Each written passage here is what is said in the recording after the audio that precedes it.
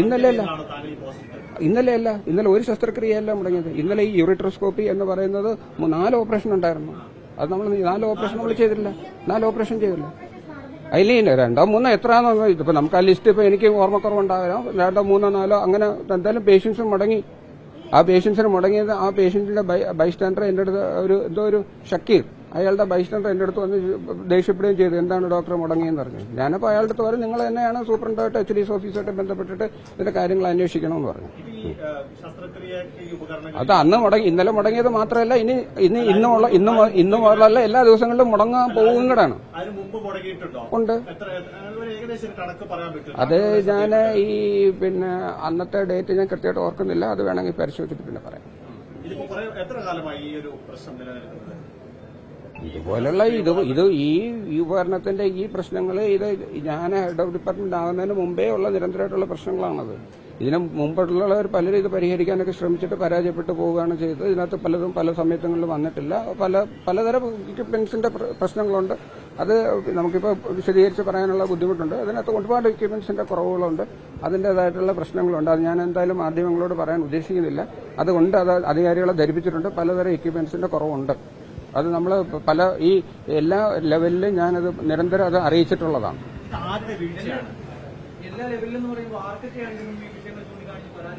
Superintendent, principal, deputy superintendent, അതിന് മേളിലേക്ക് DME. അത് തോമസ് മാത്യു സാറായിരുന്നു നേരത്തെ DME. ഇപ്പം നിലവിൽ DME ഇല്ല. തോമസ് മാത്യു സാറിനെ അറിയിച്ചിട്ടുണ്ട്. പിന്നെ ഞാനിത് councillor DR Anil, medical college councillor, അദ്ദേഹം OPയിൽ വരും. അപ്പോൾ അദ്ദേഹത്തിന് ഞാൻ വിശദമായിട്ട് ഇത് പറയുകയും അദ്ദേഹത്തിന് വിശദമായിട്ട് എഴുതി കൊടുക്കുകയും ചെയ്തതാണ് ഇതെല്ലാം. HDS മീറ്റിംഗിൽ പറഞ്ഞിട്ടുണ്ട്. ഞാൻ സജീവൻ സാറിനെ നേരിട്ട് കണ്ട് സജീവൻ സാർ ഒരിക്കലും ഒരു ആവശ്യത്തിന് വിളിപ്പിച്ചിരുന്നപ്പോൾ അദ്ദേഹമായിട്ട് ഞാൻ ഇത് കാര്യങ്ങൾ സംസാരിച്ചതാണ്. എല്ലാവർക്കും അറിയാം ഇതിന്റെ ഡെഫിഷ്യൻസികൾ എല്ലാവർക്കും അറിയാം. ഇത്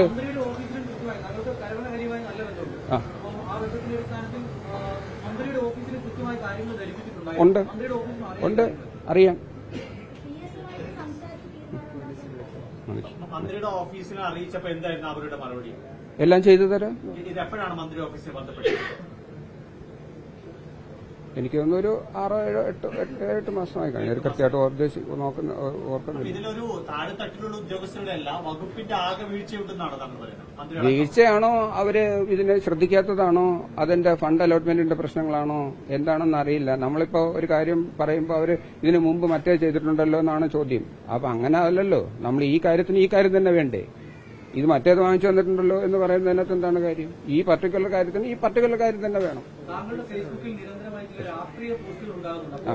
അങ്ങനെ പോസ്റ്റ് ഉണ്ടാകുന്നത് കൂടി പരിശോധിക്കും. അത് അങ്ങനെ സാധാരണ സർക്കാർ ഉദ്യോഗസ്ഥർ അങ്ങനെ ചെയ്യാൻ പാടില്ല എന്ന് കൂടി DME എന്ന് പറഞ്ഞിരിക്കുന്നു. അതെ, അവരുടെ പോസ്റ്റുകൾ ഞാൻ ഇടാറുണ്ട്. ഞാനത് അങ്ങനെ ഞാൻ സോഷ്യൽ മീഡിയയിൽ വളരെ ആക്റ്റീവാണ്. പ്രശ്നങ്ങൾ ഉണ്ടാകുന്നതിനകത്ത് ഞാൻ പ്രതികരിക്കാറുണ്ട്. നടപടി ഉണ്ടാകുന്നെങ്കിൽ നടപടി ഉണ്ടായിക്കോട്ടെ. നടപടി ഉണ്ടാക്കി ഞാൻ എന്തായാലും ഇതിനകത്ത് നമുക്ക് സർവീസ് തന്നെ എനിക്ക് മടുത്തിരിക്കുകയാണ്. ഇനി അതിനകത്ത് നടപടികൾക്ക് അതിനകത്ത് പ്രത്യേകിച്ച് എനിക്ക് അതിനകത്ത് വേറെ പ്രത്യേകിച്ചൊന്നും പറയാനില്ല. അവർ വന്നിരിക്കുന്നെന്ന് പറഞ്ഞാൽ ഞാനിങ്ങനെ പോസ്റ്റിനകത്ത് എഴുതിയിരുന്നു. എനിക്ക് ജീവിതം തന്നെ മടുത്തു എന്ന് പറഞ്ഞ് എഴുതിയിരുന്നു. അതിനായിരിക്കും തോന്നുന്നു. അങ്ങനെ ഇട്ടതല്ല. നമുക്ക് അത്രത്തോളം ആ ഇമോഷണലായിരുന്നു. ഞാൻ അത്രത്തോളം ഇമോഷണലാണ് ഇപ്പോഴും. നടപടിയിലൊന്നും എനിക്ക് പ്രശ്നമൊന്നുമില്ല. നടപടികളെന്തോ ആയിക്കോട്ടെ. നമുക്ക് ചട്ടങ്ങൾ പാലിച്ച് നമുക്ക് ചെയ്യാനുള്ള ചട്ടങ്ങൾ അവർ ചെയ്യുന്നില്ലല്ലോ. നമുക്ക് നേരിലുള്ള നമ്മൾ ചോദിക്കുന്ന ചട്ടങ്ങൾ അവർ ചെയ്യുന്നില്ല. അപ്പൊ അവരുടെ ചട്ടങ്ങൾക്ക് അത്ര എനിക്ക് പറ്റുള്ളൂ. വിളിച്ചിരുന്നു. അവര് രാവിലെ മുതലേ വിളിക്കുന്നുണ്ട്. അപ്പൊ വിളിക്കുന്നുണ്ട്. ഞാനത് കൂടുതൽ ഒരു ഡിസ്റ്റർബൻസ് ആയപ്പോൾ ഞാൻ ഫോൺ ഓഫ് ചെയ്ത് വെക്കുകയായിരുന്നു. സംവിധാനത്തെ നാണം കെടുത്താൻ എന്താണ്? സംവിധാനത്തിന് ഈ പറഞ്ഞതുപോലെ ഒരു ഉപകരണം ഇല്ലാതെ പേഷ്യന്റ് ഓപ്പറേഷൻ മാറ്റി വയ്ക്കുക, അല്ലെങ്കിൽ പേഷ്യന്റ് ഡെത്ത് ആകുന്നതിനെ കൂടുതൽ നാണക്കേട് വേറെ എന്താണുള്ളത്? നമ്മൾ നാണക്കേട് കാണിച്ച് സത്യങ്ങൾ മൂടി വയ്ക്കുന്നത് എന്തിനാണത്? അതെ.